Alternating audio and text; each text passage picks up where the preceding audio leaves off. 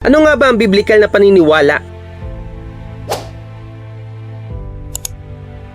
Ang biblikal na paniniwala o pananampalataya ay higit pa sa paniniwala na ang isang bagay ay totoo nga. Ang biblikal na pananampalataya na kapag liligtas ay nangangahulugan din ng pagtitiwala sa mga katotohanan ng iyon. Isang magandang paglalarawan nito ay ang upuan. Pwede mong paniwalaan na ang upuan ay ginawa sa pamamagitan matibay na sangkap at kaya nitong dalhin ang iyong bigat. Naniniwala ka rin na tama ang pagkakagawa nito. Subalit hindi ganyan ang biblikal na paniniwala o pananampalataya. Sapagkat ang biblikal na pananampalataya o paniniwala ay maihalin tulad sa pag-upo sa upuan. Ito ay nangangahulugan na ikaw ay lubos na nagtitiwala sa upuan na kaya ka nitong dalhin. Nagtitiwala ka ba na si Jesus ay iyong tagapagligtas? Nagtitiwala ka ba na ang kanyang kamatayan ang tanging kabayaran ng iyong kasalanan? Nagtitiwala ka ba na ang kanyang muling pagkabuhay ay katibayan o garansya rin na kahit ikaw ay mamatay ay muli kang bubuhayin para sa buhay na walang hanggan? Kung naunawaan at sinasampalatayanan mo ang sinasabi ng Biblia tungkol kay Jesus at kung pagtitiwalaan mo ang mga katotohanan ng iyon bilang batayan ng iyong kaligtasan,